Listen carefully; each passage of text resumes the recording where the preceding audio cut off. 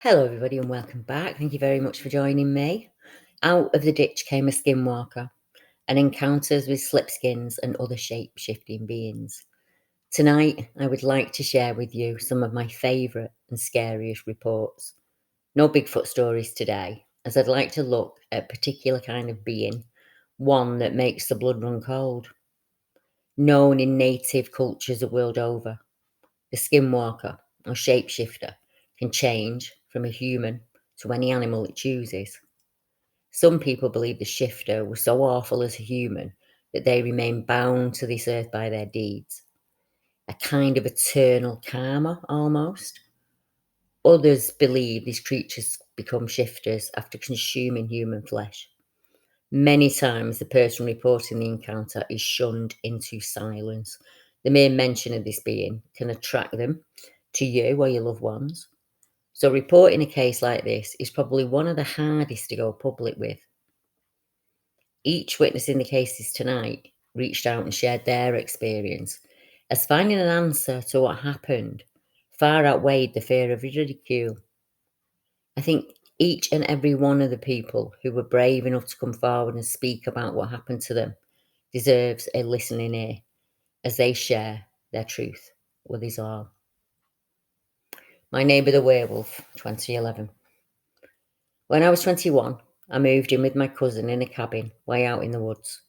We lived in a heavily wooded area called Van Leigh, in between Dixon and Erin in Tennessee. It's the smallest town I've ever seen. You could drive through the town in 2 minutes and see all 12 of the businesses operating there during that time. The rest of the area is kind of farms, breaking up the vast wooded areas in between them, with one more gas station stuck in the middle of a fork, leading out into the direction of where I lived. I moved in with my cousin in November of 2011, a week before my birthday. We partied occasionally, but most of the time we kept ourselves to ourselves when we weren't working. A lot of the time we'd just stay home, play video games, or we'd watch movies together. The house itself had 3 bedrooms. The master bedroom is downstairs next to the living room. The back bedroom used to be an enclosed porch, and then the loft area is upstairs is where I stayed. All of the bedrooms and bathrooms were on one side of the house, while on the other side was the kitchen and the living room. The living room had a wall, and it was connected by 2 huge 12-foot doors, and it had 2 huge triangular windows above it all, making that side of the house an A-frame. We were always in the living room with our TV and game systems, and we'd have the TV on that 12-foot stretch of wall so that no glare would come into the windows. We also ate there as well, and after we ate, one of my chores was to take out the scraps, and every night I dumped them at the edge of the woods, about half a football field away from our porch. I'd done this almost every day for several months since I'd moved in, because it meant I didn't have to do the dishes, if I'm honest. During these romps out to the dump scraps, I was used to seeing raccoons, a possum, deer, rabbits, even foxes and coyotes. And at first, the coyotes kind of creeped me out because all I'd see is their eyes, or I'd hear sniffling and panting while I walked to my usual dumping spot. Nothing ever bothered me though, because they all knew once I'd dropped the food and walked away, it was fair game. During September of 2012, I began to get a regular visitor who was much bigger than any coyote or dog that I knew. I went out like usual to dump the scraps of that night's meal when I noticed it was oddly quiet.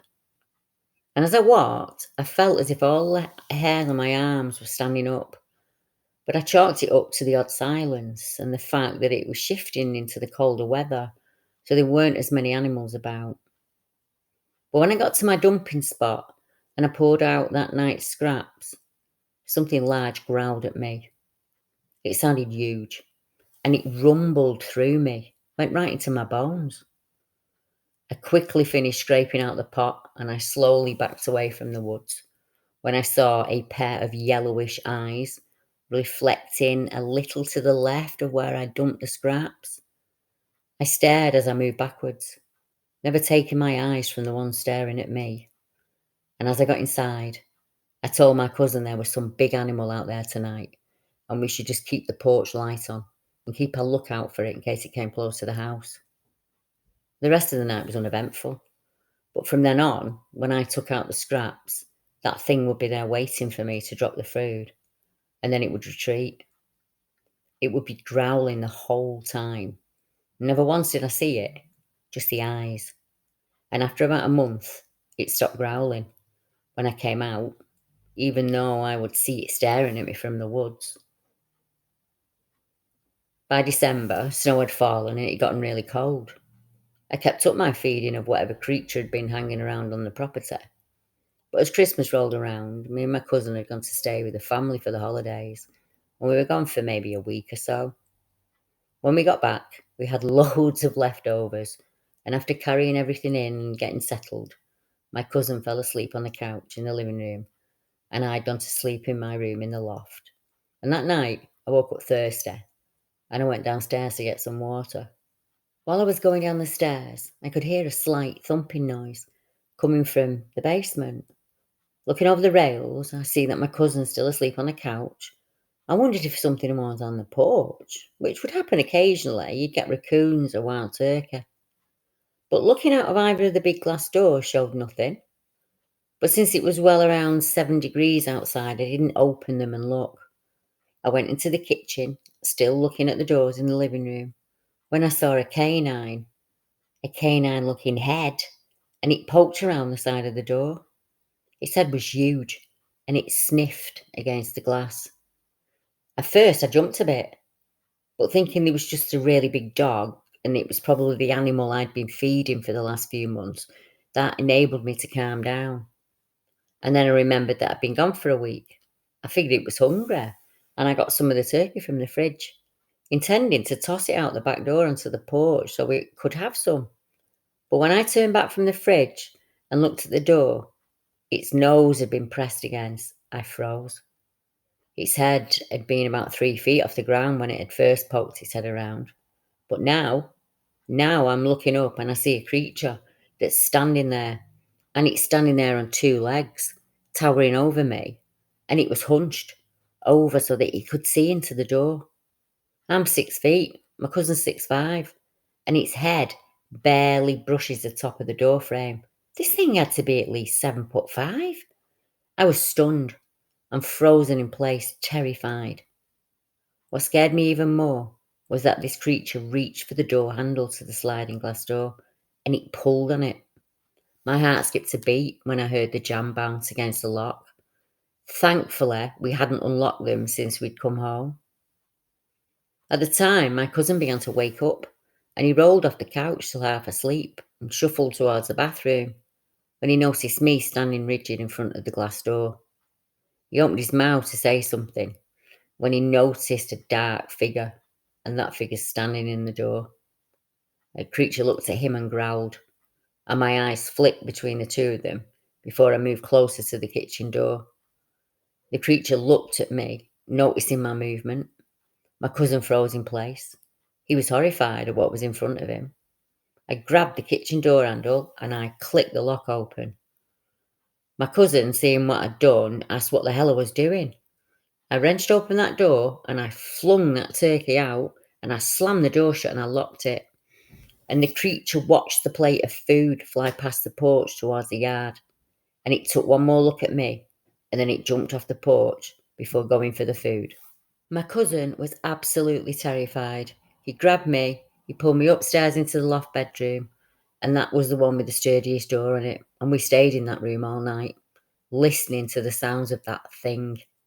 After a few minutes, we could hear it try to open the door one more time, and it was snuffling its nose against the window, and it tapped on the window for several minutes after realising the door wouldn't open, before finally going back to the woods. After that, I took the scraps out during the morning time. I didn't go as far as the woods. I don't even know what to call it, so I called it a werewolf. And it didn't show any real aggression towards us, but we never went out at night after that. We would occasionally see it out in the yard at night, normally near where I would dump the scraps that day. And it would eat what was left or just sniff the spot if it had already been cleaned by the birds or the other daytime animals. And every time we saw it, we'd turn off the TV and the lights and we'd watch it until it went back into the woods. Our witness ended by saying, "I don't know how skinwalkers actually work, or if they're transformed humans are just a really intelligent animal. Regardless of that, having one for a neighbour was more than an interesting experience." I'm not sure that anyone on this earth knows what they are for certain, or how you stop them. Keeping silent's not the answer. Raising the subject and sharing what's happened is the only way forward. It takes the power from the being and enables humans to walk away from their clutches. If we view and feed into the shifter with any negative connotation, then the activity will become far more negative. If we can discuss them without the satanic panic, what we have is a being that roams this earth that we don't understand and most of us fear, which is understandable when faced with an 8 foot tall creature that's looking through your window, or something that has red eyes or yellow eyes that walks the land around your home. How could you not be afraid of that? In our next case, we had Norton, Manitoba, and a very recent case where the shifter mimicked the voice of somebody's loved one. It sounded like my brother. Witness report. The events I'm about to explain happened at a cabin that belongs to my family in southern Manitoba in 2021. My mother was out working in the field and I was bored out of my mind, so I decided to go for a walk in the woods. The rest of the family are having a nap. We own about 80 acres of land there, and the majority of it's forest. It's a pretty normal day. Nothing strange happened to me until that point, so I was totally unprepared for what I'd experienced. I was walking down an overgrown trail in the woods, just enjoying myself, when I suddenly smelled an awful stench. The only smell I could compare it to was the smell of death or mould. I thought that maybe an animal had died around here, so I walked off the path and I started looking around to find what was causing that smell. I didn't get too far before I heard something strange. My baby brother's voice was calling me from deeper in the woods. It was telling me to come to him. I started panicking, thinking that maybe he'd woken up and gotten himself lost in the woods. That worried me so much, I started to follow that voice. When I was about 20 metres from where I'd heard the voice coming from, I heard something else. I heard the sound of something huge moving through the underbrush. It sounded much too large to be a toddler. Shortly after I heard that, I heard my brother's voice again, this time a lot closer. I began to freak out. I sprinted back through the woods and to my cabin. The whole way, I heard something following me, and I never turned around to face it in fear, or I was worried I'd trip up or something, and I'd fall and it'd catch me. When I reached the edge of the woods, the sound stopped. I slowed down, and I started to walk across the field to my cabin. And when I reached it, I found my little brother fast asleep in his bed, as he'd been when I left. I knew instantly, on seeing him safe, that I had an encounter in the woods with a skinwalker. For a few days after that, I didn't go back into the woods out of fear that I'd find it again, or it would find me. I hope I never have to feel that kind of fear ever again. Some of the legends tell of creatures either born human and ravaged by another creature, or bound in a body that is not their own, by a being so powerful they cannot escape. Some creatures are tied to the land due to a deed they committed, or bound by a spell set by a powerful medicine man or shaman. They are said that they can take on the shape, smell, feel, and look of one of your loved ones in order to lure you from the house, deeper into the woods, or out onto perilous land where you'll face certain death. They will mimic the cries of a child or the voice of a loved one, even calling your name. Cries of help, please help ring out in forests and cliffsides. It takes a strong mind and will to ignore the pull of the beast. Most cultures refuse to even discuss this creature, let alone name it. All of the cultures advise protection when dealing with this kind of being. I've made the mistake of going into an area with reported shifter activity unprotected. I've also had things attached to me because I made a really rookie mistake. One of these experiences almost robbed me of my sanity. I was invaded with suicidal thoughts and a rage that I couldn't control. So I understand the effects it can take on a person and just how hard it is to fight back and overcome. I'll never make the same mistake again, but I'm human and humans make mistakes. So I would ask anyone out there with an interest in this subject to do a daily protection routine at the very least. I do a protection ritual before I record audio for any episode, and during that, I ask for freedom for any being trapped here on Earth by a power far more stronger than they are. It's better to have too much protection than none at all. A wise, fiery, copper-haired witch once told me, Deb, you can change or free anything if you just throw enough love at it. A being I have never heard of before was shared by the grandmother of a Navajo elder when she told her grandmother's truth, her grandmother's personal experience with a Yandalushi. Yandalushi is watching me, and this report took place in 2002. The witness said, my grandmother, on my mother's side, has always been very superstitious, for lack of a better word. She's not religious, but she does believe in a lot of paranormal stuff. Her mother was full-blooded Navajo, and her father was Irish. Either way, she's never been anywhere east of Montana. She grew up in Nevada. One year when I was in grade school, we went to visit her. Most of the visit was pretty uneventful. Typical boring old people stuff to me as a kid. Nothing strange ever happened, except she always kept her curtains drawn shut, and she'd always peek out of the window, and when someone asked what she was doing, she would simply reply, the Yandalushi is watching me. This went on for nearly the entire visit, until a few days before we were due to leave. My grandma, my baby brother were in the front yard that evening, planting flowers. All of a sudden, my grandmother started shouting. She was shouting my brother's name and telling him to get here, get away from that creature, it's not safe.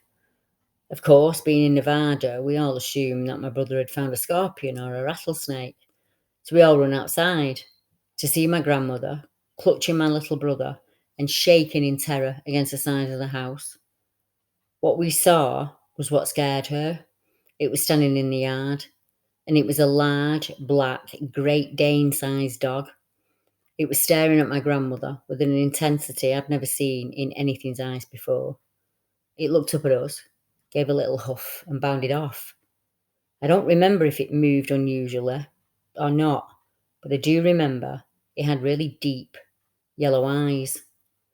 When my mother asked my grandmother what had just happened, she said, the Yandalushi has found me, and she moved away from the property a couple of weeks after that. I would love to know if the activity ended when the grandmother moved home. Have any of the other family members had interactions with any kind of activity? Many times the places we find slipskins and shapeshifters are usually areas with the highest number of UFO encounters, numerous cryptid and paranormal events. I believe these creatures can attach to a family line and plague the victim for generations. Are we dealing with a being like a jinn who can change appearance and agenda at will? How do we fight this? Is a huge gun the answer? Visit to a medicine man? Or sheer willpower? In our next case, the witness was armed with a firearm, but I don't think even his rifle would have protected him. Seeing something like this can paralyze an individual. It can freeze you to the spot. Most often, the witness is just overjoyed that the creature or creatures move off, enabling a quick retreat by the human. In 2003, there was a case, and the gentleman said, I'm not even sure about sharing this. It happened about 19 years ago now. My family owns a farm in the heart of an Indian reservation. One winter, I was home visiting for Christmas, taking care of the farm while my parents were away Christmas shopping. I was home by myself. It was late at night, and I heard all of our cows start freaking out. I knew it had to be a wild dog. They're rampant in the area. So I throw on some boots, I grabbed a shotgun, I load it up, and I head out into the field. This was a perfect scenario for a horror movie. It was cloudy, but there was a full moon, and it was breaking through the clouds just right to light up the snow. I ran out, and in the middle of the field, and just in time, I saw two dogs, but they were standing upright, facing each other and fighting. I think, perfect 2-for-1 shot. So I pumped a shell into the chamber of my 12 gauge, and then it happened. The two dogs heard me rack, and they both stopped, looked over at me, and ran away from me. But they didn't run like dogs. They ran upright, on their back legs. Immediately I froze, and every ghost story about skinwalkers and all the other native legends I grew up with flew through my mind. Up until then, these were all just boogeyman stories that the kids told each other. That night, they became real for me. In our next case tonight, the witness gives a really good description of the creature that they saw, describing it as human, but with the head of a dog. Our witness said, I was spending a month with my cousins at my grandmother's house. It was August some years ago, and my cousins' ages ranged from 10 to 15, and I was the oldest one, being 15. I was staying with a 10-year-old, a 13-year-old, and a 14-year-old. We stayed up telling scary stories. But one night, a few weeks in, we decided to make a campfire out back. My grandma's house in a rural suburb. The neighbours aren't too far away. You see them when you're driving down the road to her house. But in the backyard, it has a thick forest with man-made paths going through it. Each house is on a hill, so only part of the basement was actually underground. And this isn't really important until later, though. So we're towards the east side of a yard, smallest patch of open land. You can't see the neighbouring yards from there. There was probably 3/4 of a mile to each side of us that belonged to my grandmother. It was maybe 11 at night, and we're playing truth or dare after telling scary stories. And my 14-year-old cousin dared me and the 13-year-old to go walk through the paths for about 10 minutes or so. I said, yeah, right away. Wasn't even scared. Rather level-headed back then. But my younger cousin was a bit more hesitant. We didn't bring a flashlight because it wasn't pitch dark yet, and we could see enough not to die. We were walking through the path for about 5 minutes, barely see the fire through the trees, when we decided to turn back. And in the middle of the path was a large dog-like creature, and it was hunched over, with its hands an inch from the ground. What I remember most was how its eyes were. They were bright white, and it was a humanoid dog-shaped thing with a human head, but a head like a dog as well, and a body with human hands and feet. It looked right at us, and I was paralysed with fear, and it dashed away in the opposite direction from us. It headed towards the creek that ran through the yard. Eventually, my cousin and I screamed bloody murder, and the other cousins and my grandma ran out to us. I don't remember much here because I was really disorientated. I couldn't think properly. But I did remember waking up in bed, so I assume that I was brought into the house. All the kids slept in the basement, in a big room with sliding glass doors to the outside, and the room was on the side that wasn't underground. My bed was pressed up against the big glass window, and I could see my cousins playing outside down below. The house is in Michigan, so it gets slightly chilly even in the end of August. There was a slight breeze. I put on my jacket. I ran to join them outside, skipping breakfast, not wanting to miss out on any fun. When I got down, I could tell they weren't playing, but rather running to get my grandma. Her dogs, both of them, were dead, and they'd been ripped up. That night, we went to bed early. I woke up at maybe 2 in the morning because I felt something hit my head. My cousins were all sitting on the bed opposite me on the other side of the room. And there was one bunk bed and 2 double beds. The double beds for me and my 14-year-old cousin. And they were being quiet and staring at me. The 13-year-old nodded his head slowly towards the window, and I froze. They all looked afraid. I turned my head slightly to the side, and what I saw really messed me up. There was a face pressed to the window, with wide gaping eyes looking down at me. I screamed so loud and it bolted. My grandmother called the police after I told her what happened, and they searched, but found nothing. I went home after that, and I've never been there during the night again. I cannot begin to understand how frightened those children must have been when confronted with something like that. And to know even the police could find nothing adds another level of fear.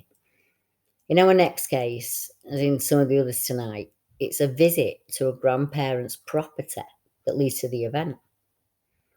This is one of the reasons I believe that these creatures attach to families. When the old and the weak are no longer scared, does it choose a new member to court? Or is it simply a coincidence, a trick of the mind, or a real event suffered by families for generations? Our next case isn't any different. We knew what it was, and it knew we were aware of it. I decided to join my best friend for a 3-day stay at her grandmother's place on the reservation. Her grandmother lives near a place called Tuba City in Arizona, in the middle of nowhere, but surrounded by rural homes. We got to college together and was kind of interested to know about Navajo tradition. The first day we stayed, it was a pretty chill. Nothing out of the ordinary happened. But then her grandma, she's not really that old, she was only 67, said that a stray dog came out of nowhere and it wouldn't leave. We went out and we looked at it, and to me, it did act strange. It was really ugly looking. He had a black, shaggy coat, and it looked like a mix between a German Shepherd and a Labrador. Her grandma tried chasing it off, but it wouldn't go. We went inside and tried to ignore it. That night, we were watching a movie in the living room. This room had big windows that looked out onto the front of the home where the cars were parked. We had the curtains pulled wide open. My friend's grandma was in the kitchen cooking dinner, and we were watching a movie. Next to the window, there's this medium bookshelf where the DVDs are kept. My friend went to put back a DVD we just watched, but she freaked out because that stray black dog was staring at us through the window. It was standing on top of the wood box outside. Now, that is not something normal dogs do from my point of view. Usually my dog, who's a house dog, scratches the door to be let in. Those dogs were res dogs, and she would keep them in the yard. They were there to protect the house and the owner's family.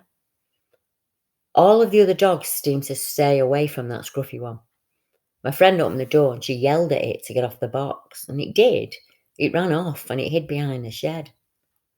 After the film, we went to Tuba City to get some groceries, and then we came back. And the weird dog was nowhere to be seen, thankfully.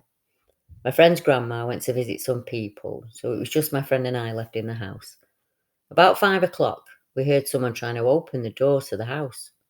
Both of us looked out, since there'd been no car pulling up, and we hadn't heard the dogs barking. Looking out of the living room window to the door, we could see there was a dog trying to open the door with its paw. It had 2 paws wrapped around the brass doorknob, and it was standing on its hind legs. I thought that was weird, but I wasn't really freaked out, but my friend was. She opened the door and chased it off. When her grandma came back later and we told her what had happened, she didn't like what she heard. We got ready to go to bed. We slept in the spare bedroom since it has 2 beds. It had 1 window with the curtains open a little bit, and we turned off the light, and there was a sound coming from the top of the roof.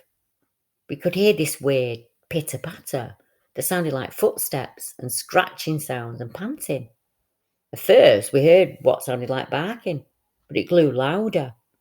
The other dogs seemed to be barking at something also, but all of a sudden, something was running around the house outside barking, and it was not a dog. The barking sounded human. It was like a deep male voice, barking like it knew we knew it wasn't a dog, and we started to freak out. My friend decided to open the curtains to look out, and there was this stray dog on its hind legs looking into our bedroom, but this time it stunk, and it had what I thought were 2 black holes in its neck, and the paws were deformed. They looked like hands with overgrown, thick, sharp fingernails. My friend's grandma came running through the door and saw it.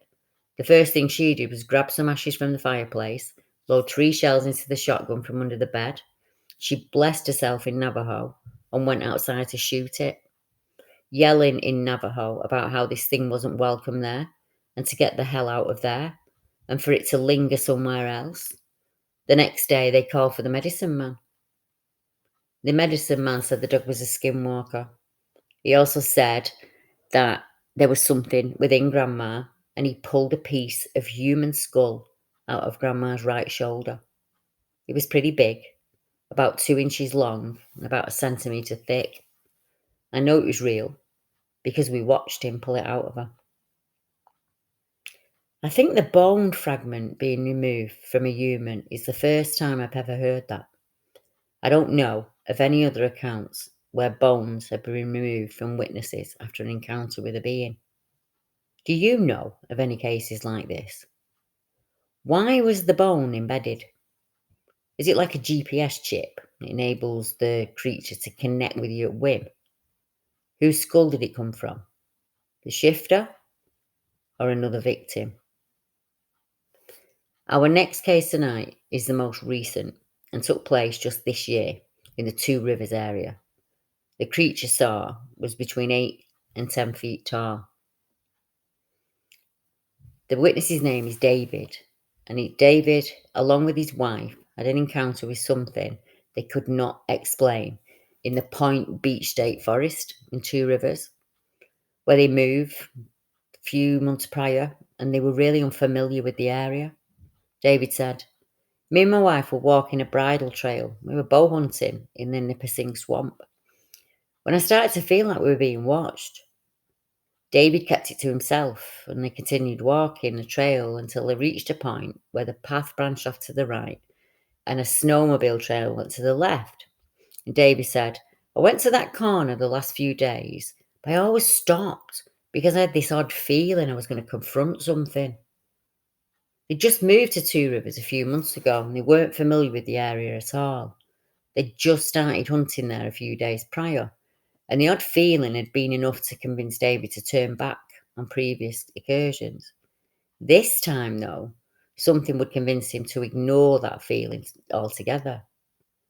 As David and his wife reached the fork, something not far off the trail ran off through the woods. It seemed so big, I felt it in the ground, David said. Believing it must be a large buck, the couple proceeded down the trail, hoping to get a glimpse of it. They found it about 50 yards up where the trail opened up into the pines, and it was behind a tree. And at first appeared to be a bear standing on its back legs, scratching its back up against the tree. It kept stepping to the side, and I could see what looked to be a shoulder and a really long arm, David said. But it looked black, like really black. And then it did something funny, almost like it got down on all fours. And I thought I saw what had been its head, but it was very oddly shaped, almost like a football, but horizontal, with long ears pointing up at the back. And I thought what I believed to be a very long, almost greyish hair covered it. David estimated the creature to be between 8 and 10 feet tall. It had thin, long, gangly arms. He and his wife watched it briefly, unable to understand what they were looking at. Then it took 3 large steps and it disappeared in the underbrush. They slowly walked towards the tree where the creature had been standing, where they saw the large impressions in the ground.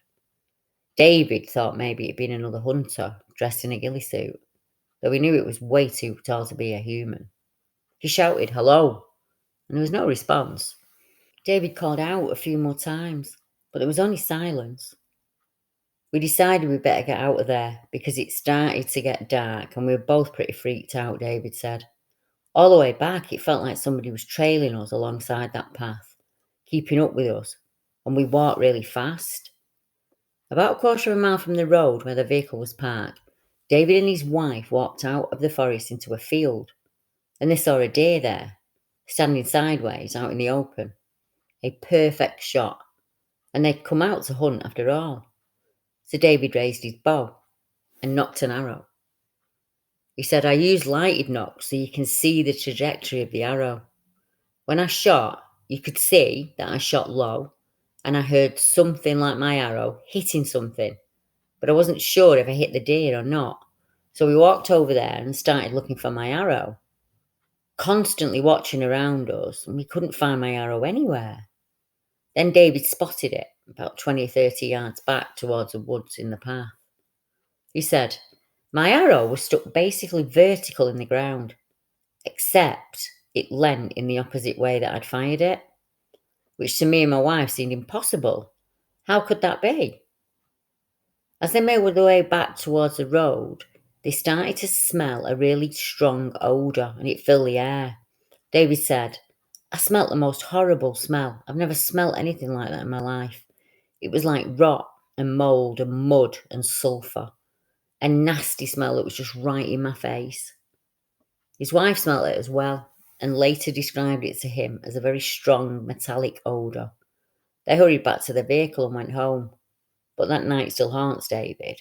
He said, "I'm a very avid bow hunter and I spent most of my life out in the woods. I've never experienced anything like this. I've felt that feeling. I've never felt anything like that when I was out there." The experience has left David feeling uneasy about going back into the woods, and he's questioning whether he'll ever go hunting again. As David's experience happened so recently, it would suggest that out there somewhere is another person who is about to become the most current witness. I'm not too sure that's a lottery I'd like to win, but I know some of you would give your right arm to see a creature like this. Hopefully, you'll walk away from the experience with both of your arms still attached and a new outlook on what's really important in life. Seeing something like this is life-changing. The world you knew before is no longer a place you live. Thank you for tuning in tonight. I really appreciate your support. To all of my listeners, old and new, thank you for allowing me to share the truths of others with you all. I will be back at the same day, same time, next week. Good night, everyone.